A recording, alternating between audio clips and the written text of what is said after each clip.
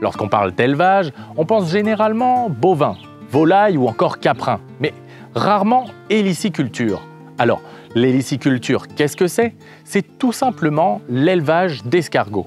Aujourd'hui, je suis à l'Escargot du Maine, référence sartoise dans l'élevage de gros gris fermiers. Donc là, vous êtes à l'Escargot du Maine, donc héliciculteur avec mon épouse Géraldine, donc, qui a été créé en février 2010. Donc là, nous entamons notre 13e saison. Donc on a la main sur la totalité de la chaîne de production, donc de la reproduction jusqu'au produit fini. Tout est fait sur place. Donc là, on est dans la salle de reproducteurs. C'est la seule partie hors sol de l'élevage, c'est-à-dire qu'on restitue les conditions de température et d'humidité qu'on ne trouve pas encore dans la nature à cette saison-là. Donc là, on est sur une température d'environ 18-20 degrés, une humidité de 80%, un éclairage d'environ 17 heures par jour. Et donc là, on donne les conditions idéales de réveil des escargots. Donc, après l'hibernation, sont mis ici, sont réveillés, sont nourris. Pendant un mois, on va les doper un petit peu, leur redonner de l'énergie après cette période de sommeil, jusqu'à ce qu'ils retrouvent leur activité naturelle et sexuelle pour refavoriser les accouplements qui auraient pu être faits éventuellement avant l'hiver. Et à partir de là, régulièrement, on va mettre des pondoirs pour qu'ils viennent déposer leurs œufs. Donc on est exclusivement sur du gros gris. Donc c'est un escargot qui a approximativement la taille du Bourgogne, mais qui a les qualités gustatives du petit gris. Donc c'est un cousin germain du petit gris qui a besoin de conditions de vie assez douces. C'est-à-dire que c'est un escargot qui ne vivra pas à l'état sauvage à l'extérieur. Il craint le gel. On parle de combien d'escargots?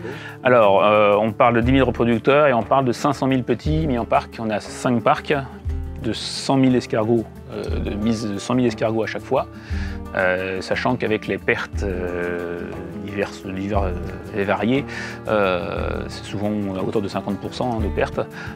Le but est d'en avoir à peu près 1 tonne 200 par parc. Voilà. Donc la production normalement annuelle elle varie entre 5 tonnes 5 et 7 tonnes quand on est sur une bonne saison. Près de 2 mois jour pour jour se sont écoulés depuis ma première visite à l'Escargot du Maine. En avril, les escargots étaient en pleine période de reproduction et de ponte. Aujourd'hui, je devrais retrouver près de 500 000 escargots grandis et dans les parcs. Donc là, les semis ont été faits donc, début mars. Cette année, c'est colza, trèfle, radis fourragé, choux fourragé, un petit peu de luzerne. Voilà, c'est un mélange assez riche en calcaire végétal, donc beaucoup de crucifères.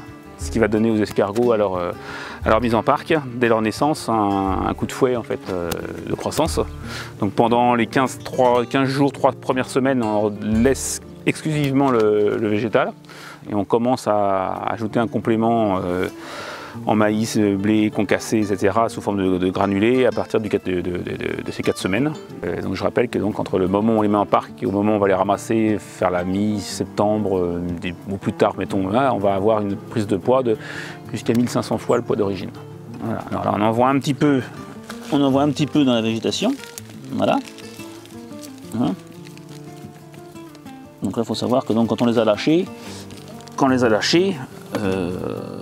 la taille, c'est la pointe de la coquille.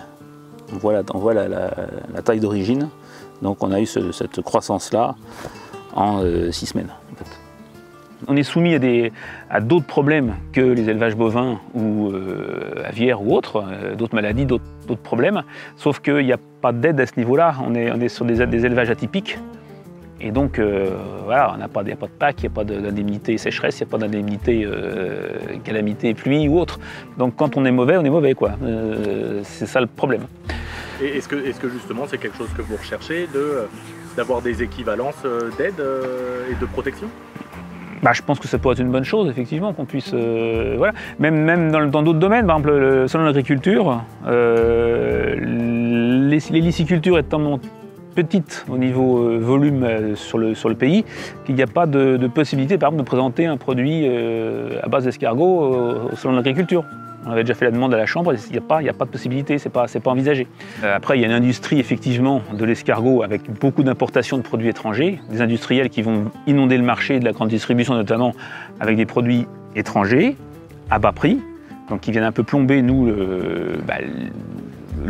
nos ventes. Ceci étant, là, c'est là qu'on reste du coup qu'une niche, puisqu'on est sur des produits qui vont être plus élevés en tarif, mais on pourrait considérer qu'on est l'équivalent du poulet de louer par rapport au poulet de batterie, par exemple, si vous voulez.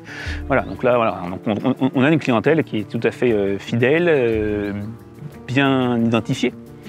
Mais par contre, c'est vrai qu'on manque de cohérence, d'unité et de reconnaissance, même au niveau national, sur ce qu'on représente, en fait, en réalité, au niveau de la diversification, tout simplement.